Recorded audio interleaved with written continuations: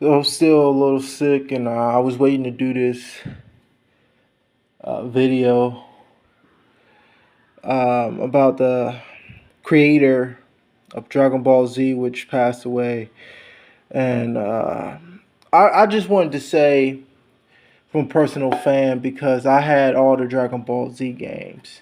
So I just wanted to make this video for people who are fans of Dragon Ball Z and Dragon Ball Super. I watched all the movies from Dragon Ball to Super. I watched all the shows. I even played majority of the video games, which was very good. A lot of them. I played majority of them. If I missed any of the games, it'd probably be only about 5 of them, maybe.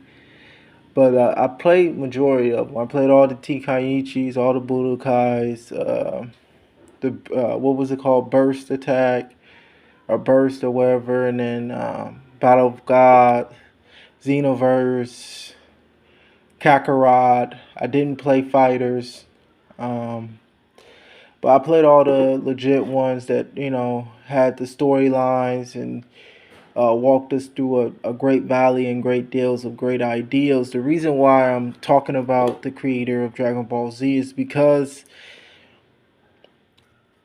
I don't know who he was personally, his personal life and things like that. But as far as an entrepreneur, he is a person that you should look up to and want to do as well. Because I feel like for me, he taught me that you could take someone else's idea and innovate it. Which he took from Superman. He learned that people like the red and blue colors. And so he made the exact same origin stories as Superman, gave it to Goku, and it was a success. He came from doing a show about Aurelie, Doctor Slum. He came from doing, which was the same colors, blue and red, and but he came from that idea and said he got a little traction from that, and he knew it wasn't going to go further. That's another thing. He didn't say, "Oh, I'm going to stick with this because I started with this, so I'm just gonna, this is my life work. I'm just gonna go with this one avenue." No, he made a new character. He made Goku. He made Dragon Ball. He thought of a whole lot of ideals for a guy with a little bit of money. Didn't have a lot, just in the thousands, 40. Then went up to 40,000 or whatnot. And when I think about a guy like him, like Goku. Same story as Superman. No parents, get raised by a farmer.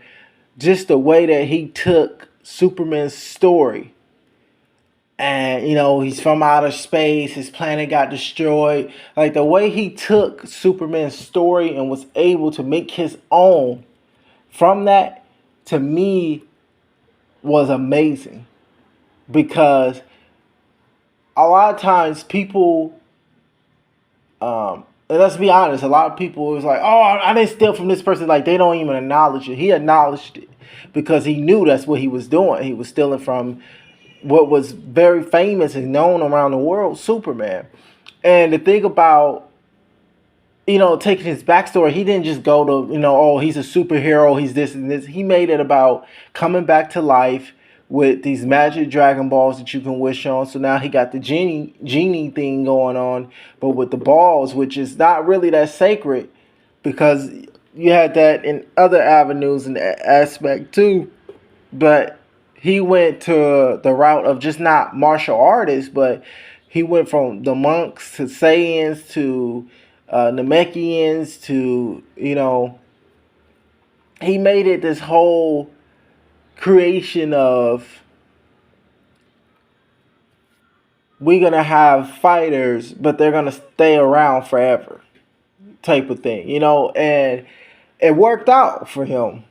It worked out. I think he's more successful with the video games because he was able to tell the same story, like the Saiyan saga, but he got to rewrite it. So he got to play around really with the story, because a lot of people believe it or not, know the story from the game, and they don't actually know it from Dragon Ball Z. Like a person will tell you, like, "Oh yeah, I watched Dragon Ball Z," but they really referring to the game.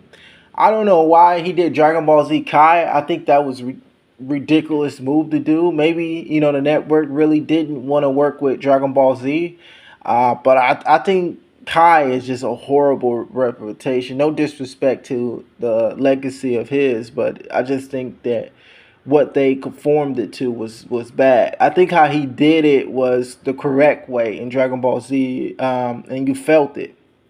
You felt everything about it. And to me, and the reason why I like Dragon Ball Z so much was it was the story from between Vegeta and Frieza that really made me in touch with it. So my favorite saga is always going to be Frieza saga. I would have liked Boo would have been my favorite saga if they didn't bring everyone back. And I know that's Dragon Ball Z. That's the origin of the show. That's how it works, is they bring people back. But I felt like Boo episodes, I was really enjoying it. I was really enjoying it, the show, and enjoying watching things like that, and until everyone came back, and I felt like, okay, well, here we go with the redundancy, and it just kind of killed the momentum for me, especially bringing Vegeta back after he sacrificed himself. That was the whole point.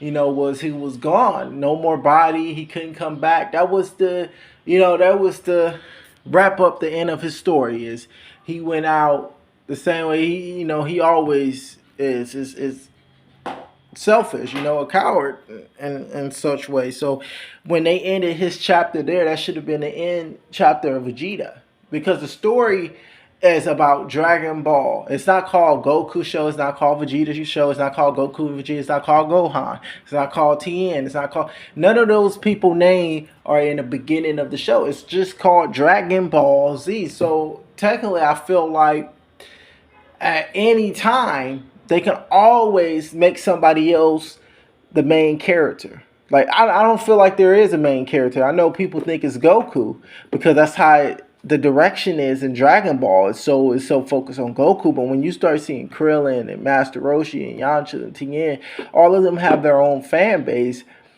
And they was very popular, and even did episodes without Goku. So in Yajirobe and episode and things like that. So when you have a name like Dragon Ball Z, where it's not based like Naruto, it's called Naruto. So Naruto is gonna live through the next few seasons. He's the main character. No matter what, that he's the person that he has this journey that he's gonna take. But nonetheless, I want to say that for Dragon Ball Z, what really inspires me about it is how many people are going to caught traction from it. Naruto was born. What was it called? JoJo Bizarre World, One Piece. What's it called? Gintama, I'm sorry. Bleach. I'm trying to think of all the shows that was inspired by Dragon Ball Z. But you see these shows, they copy a lot of Dragon Ball material. And that's expected. That's what they're supposed to do. You're supposed to take something great and copy off of it. And that's what we learn in school. That's all we're doing is copying from the textbook. We read the textbook and then we write it out. We're saying that we learn from this book and now we know it, right? So that's the same thing with TV shows and series and anime or whatnot, is you're learning from these other people that, okay, this is what they did wrong. And I feel like Naruto really capitalized that, because look how long they've been going, and they didn't have to take that long of a break like Dragon Ball Z. But how I look at it is Dragon Ball Z never took a break. Like, people keep saying, oh, they was on break. They was on break for this many years, 13 years or whatever. They had games coming out every other year, and in the game they was telling the story a different kind of way. So to me, they was never on break. I understand what people mean. It's like you couldn't go on TV and watch the anime show. But I don't feel like that's where he made most of his money. I think he made most of his money off of the gear, of course, the toys, the T-shirts, the merch is where he made most of his money, and then also the video games was high selling. So I can't think of a reason why he would want to do the anime show when he's already been so successful on the merch and the gaming, which was way better than doing the anime show. I think the anime show would have hurt the gaming, because what people don't realize is when the games came out, Dragon Ball, every game that came out, Tenkaichi 2, Tenkaichi 3, they all was telling the same story. It's all ends at Boo series. They all end at Boo. He didn't have to introduce new characters into the game, which would have ruined the game, like Xenoverse. Xenoverse is a failed game. It didn't reach the height at Tenkaichi 3. It didn't reach the height as Budokai 1. It didn't reach the height as those games because all the new characters that they had to drop into Xenoverse 2, it just didn't work out because their powers wasn't ready. Jiren is not even the same as he is in Super, because the timing and just everything, the updates and all that, it's just crazy. So it was great for it to just be that one storyline, and I always wish that they put a Dragon Ball story in there where you can, be Goku and go through the whole because Dragon Ball was so long. You got to see how many seasons they bought out. Just like in Naruto, in the beginning of Naruto, they wanted episode after episode, and they all became filler episodes at the end. But they was a bunch of them, and they was all interesting. So just to me, I was inspired by the creator of Dragon Ball Z. And to see him, finally pass.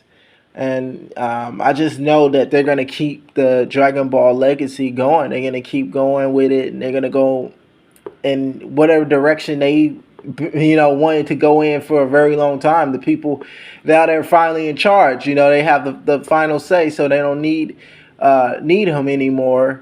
So now they can, try to put the vision that they feel is great. And I'm pretty sure they're going to use some material that he had before he passed. But in my opinion, hats off to him, man. I wish I could be able to do something like he did, where I can stamp the next generation, where people will want to view and look at something I did and copy it. I think that's the best form of flattery, is someone's copying what you're doing, and you're at the height of your sales when you're doing it.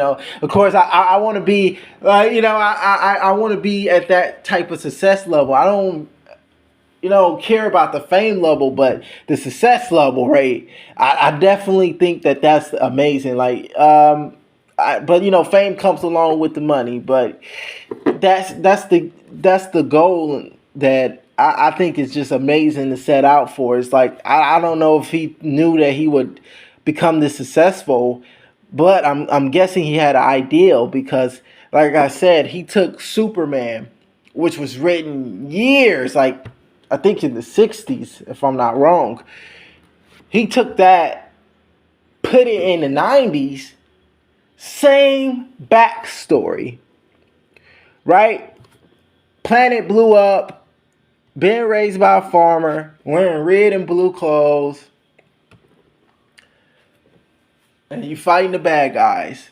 So that his brain was working, unlike some animation, like people saying that these animes are bad. How can you say they're bad? They're a tribute to what Dragon Ball Z did. They are a tribute of that. You gotta understand, like Tokyo Ghoul was so different, and it was the best when it came out. Like when it hit season 2, it was like, wow, okay, we ready, and everybody wanted to watch it. Just like Persona became like one of the best animes. Everybody was clicking, wanted to watch it because it was so different. So I can't sit there and say Okay, do we want the Dragon Ball mantra of watching? Of course. Look at One Piece. They just got their own TV series, right? They're on Netflix. So of course they want that. Let's not be crazy for a moment. Like people are always trying to be crazy. Like, oh no, this anime is better than that anime. This just enjoy the craft because at the end of the day, they're all leeching off of someone. They all gathering ideals from somewhere, from someone they watched. Maybe they watched it as a kid. Maybe they watched it when they was older. However they saw it, and then they're putting their version on it. They putting what they think is best and how it should go and what road it should go down. Like I said, I have a lot of criticism about Dragon Ball Z, but only one that I really have is the one that I just wish they would have let go of some characters. Because some people say, oh, well, no, that's the name of it. It's called Dragon Ball. They're supposed to go. But I'm saying, okay, well, if that's the case, then why Burdock didn't come back? Why didn't King Vegeta come back? Why didn't all the Saiyans in the whole planet come back? Why didn't Grandpa Gohan come back? And people always try to defend, like, oh, well, this was too long ago, and this was that, and this was that, and well, Frieza wasn't too long ago, and he died ages ago, and they brought him back. So, that disproves the whole thing of, Grandpa Gohan can't come back because it was too long. It's just, why didn't they wish, some of the Namekians back? Like, it's a lot of questions on, on different levels of, how could this impact Dragon Ball Z? And, I can understand some people thinking like Grandpa Gohan wouldn't make a big difference if he came back. I couldn't say that. We wouldn't know that. Like he's still learned from Master Roshi. He's knows some special techniques. If Burdock came back, it wouldn't really matter because he's so weak. But look at Frieza. He came back and he got a new form. So you can't really say what they can write in. And even so, they could have made a movie where they just wished them back and had a movie that was crazy long that explored that idea or something like that. But they chose not to do it. They didn't want to touch on that past. They did do a Burdock movie that made no sense whatsoever. But it's crazy. It's crazy when I think about it because it's like there's so many ideas, and I know there's so many people that took that path, and they was like, okay, on my thing, I'm gonna do it differently. I'm gonna bring them back, but then I'm gonna take them out, but then I'm going to bring them back. And that's when you got ranking. I think it's called Ranking Kings or just Ranking. I don't know. Ranking Kings, I think, or Ranking. As you see with the little kid or wherever who discovered his power. Think about him. He's copying Dragon Ball. 100% he's copying Dragon Ball Z. All he did in that whole show was bring people back to life. The whole show, the whole strength, the whole showdown, everything, the determined, the eyes, the eyebrow, all that was Goku. So when you look at how Dragon Ball inspired people, and they have a list that goes super long, and then you have the other anime section that don't go that long. I mean, if you look at The Laughing Salesman, that was, to me, was a great anime.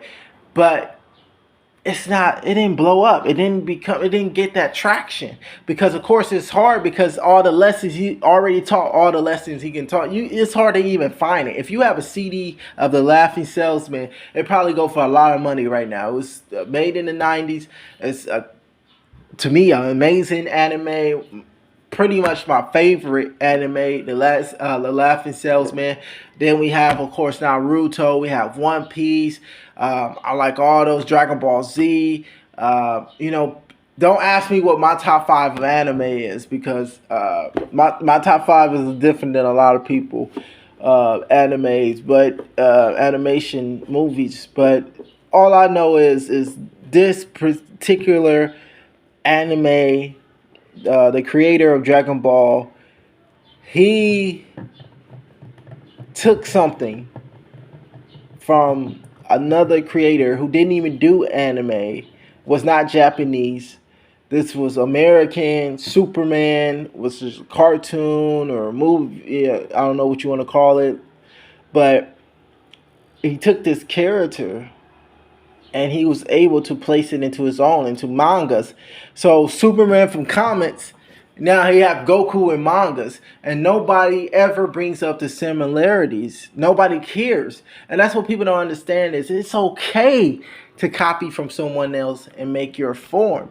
The problem is most people on the internet are biased. So they of course you're gonna get attacked from people all over. No matter what. Like Naruto will always get criticized for taking something from Dragon Ball Z when we see an episode that's copying them. But at the end of the day, they're their own anime and they're doing it their way and how they see fit. And I have no problem with that. I think that that's what we're supposed to do. Is we're supposed to get motivated, and we're supposed to pay attention to what we see and what's going on, and we should want to journey into that. But I just want to thank everyone for listening. I wanted to do this video, not really long video, just pay tribute to one of the greats or whatever. Just respect to him and his family, and